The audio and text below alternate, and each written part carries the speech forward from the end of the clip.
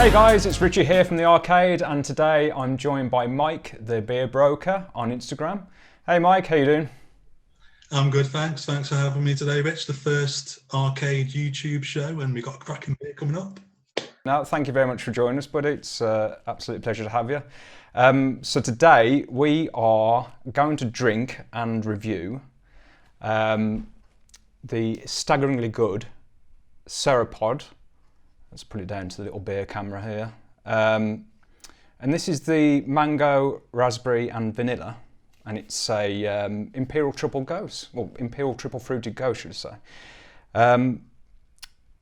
Mike, would you mind just kind of like giving us a little lowdown as to what a Gose is, and I suppose what the difference is between a Gose and Sour? They kind of essentially fall into the same category, don't they? But Yeah, well, we've discussed before over many beers that sours beer is one of my favourite styles, and there's very different subcategories of sours. And Gose originated in Germany. It's pronounced Gose, so there's an at the end to be a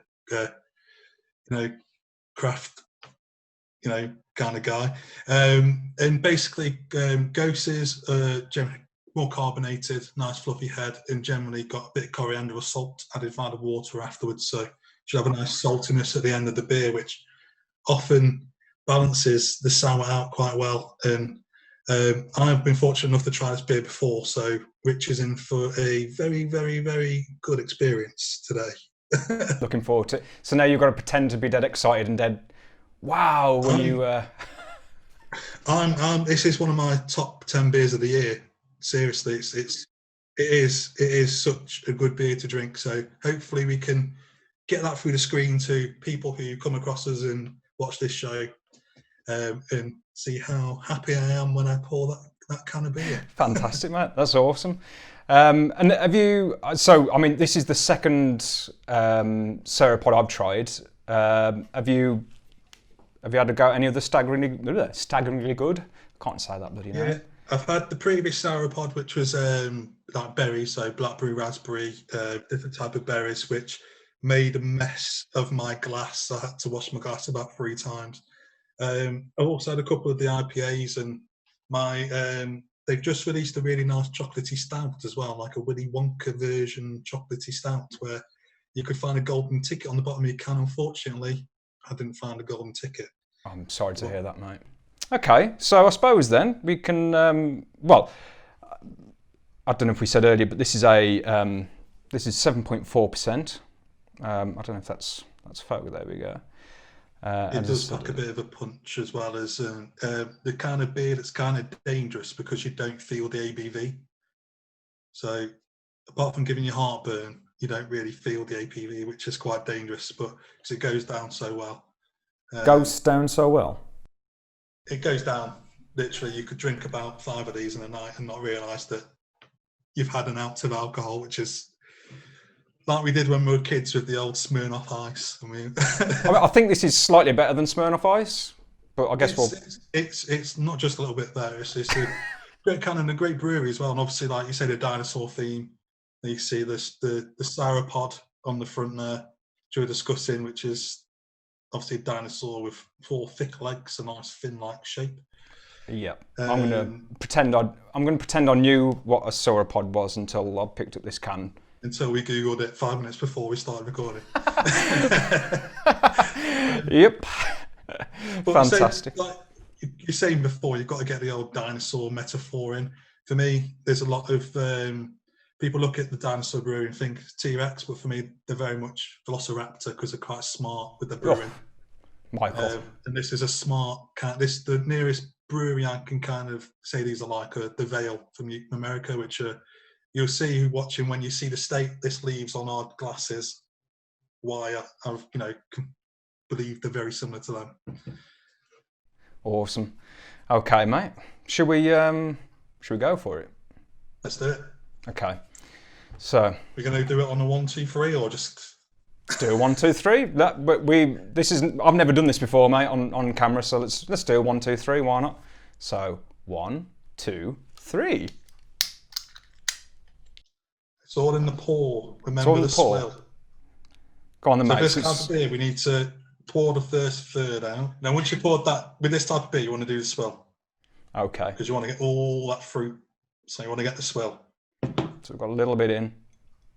Look at that colour. Wow. Like drinking pure mango juice. Did you ever watch Keenan and Kel?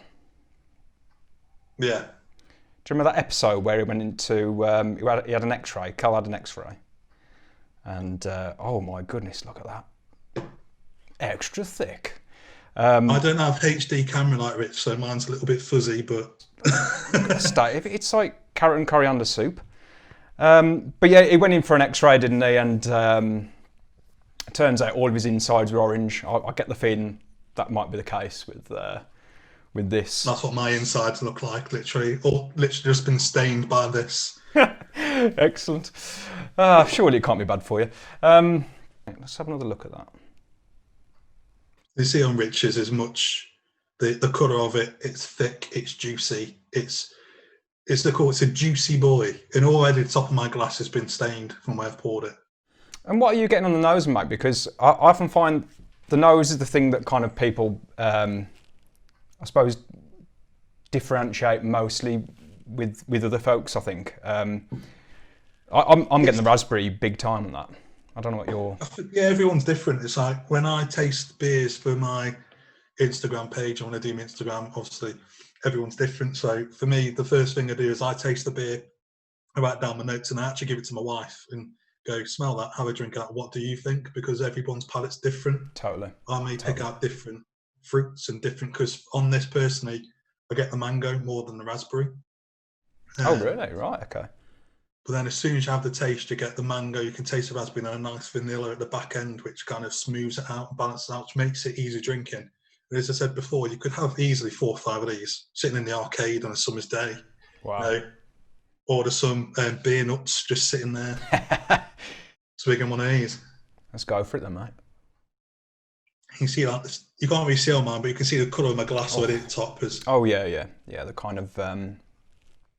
And Staggeringly Good though as well. They're kind of a secret brewery in the UK because they've been going for about 5.5 years now, which surprised me when I first came across them at the start of the year because I didn't realise how old they were as a brewery. We've done a bit more reading, obviously knowing we're coming to do a beer today, and it's like they started just because I like beer and like dinosaurs. So, you know, why not brew dinosaur themed beer? That is incredible.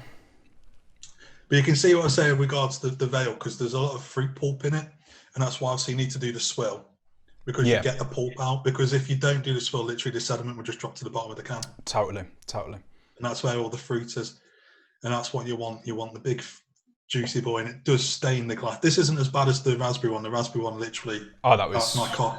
It looked like someone had murdered someone in my house because I spilled some on the carpet, and luckily we got a bleach-proof carpet. But no one was harmed in...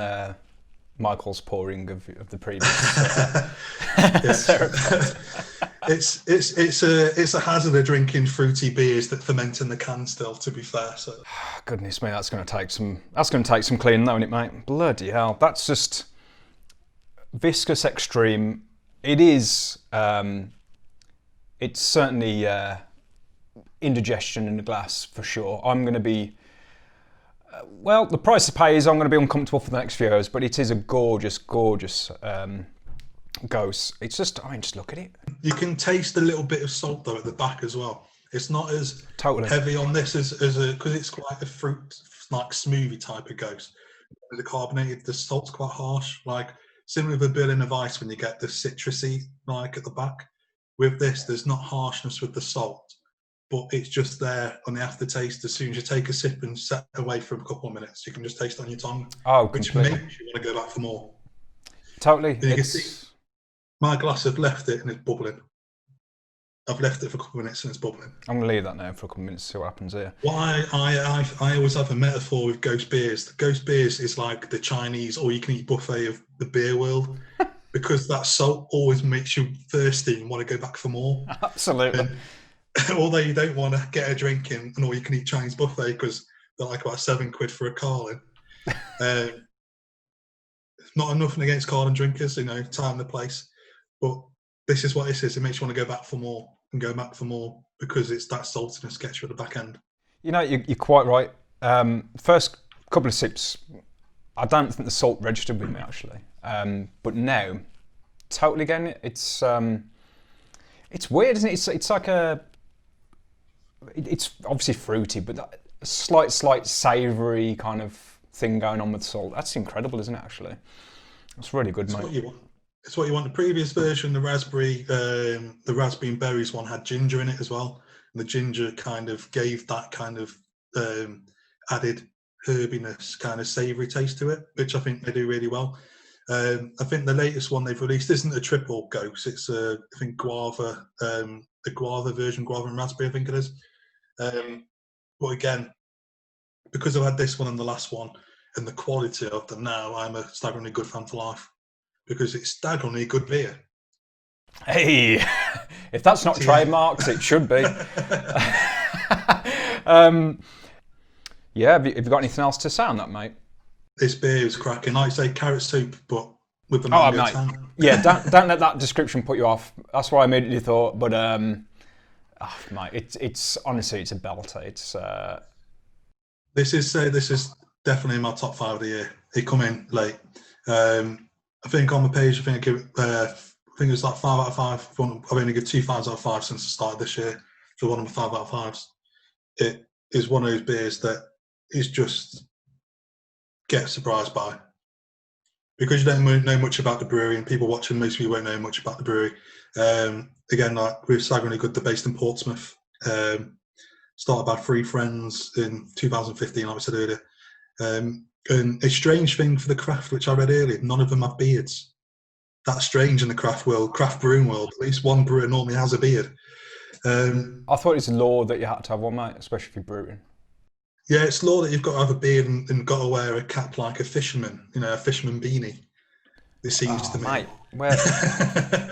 where's mine? I usually have one on. But yeah, Staggeringly Good are a brewery you need to watch out for, and obviously being available at the arcade as well. So you can Deliveroo, obviously on Tuesdays, 10% tinny off tinnies as well. That's it, buddy.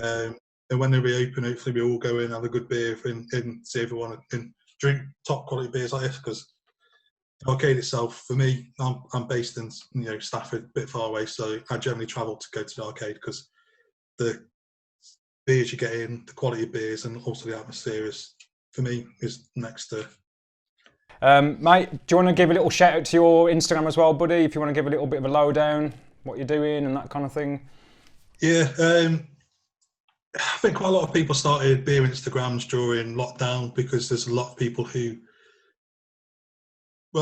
pictures of beer overtook the normal Instagram, and I've never been an Instagrammer, but I've known yourself, Rich, for over a decade, and I love my beer. I love talking about my beer. I love going to festivals. It gets me to know people I don't normally speak to. It's that kind of thing where you make friends just talking about this stuff, which seems stupid, but I've never met a bad person at a beer festival. I've never met a bad person in a craft beer bar. We've all got something in common. So I started my beer Instagram. My style's changed in the last couple of months, because at first I thought it'd be good to go in the wilderness and take photos of beer, but then I realised I've got 2 surgically repaired ankles and Achilles, which I couldn't really carry myself over on. Especially a bit in the minute, being lockdown chubby, as we all can relate to. We're all suffering from that, don't worry about that, bud. Oh, yeah. But basically, my Instagram, I try and incorporate all styles. My main focus is, if I can get hold of them, is sours, mixed fermentation beers, because I'm interested in how mixed fermentation comes and how long in the process.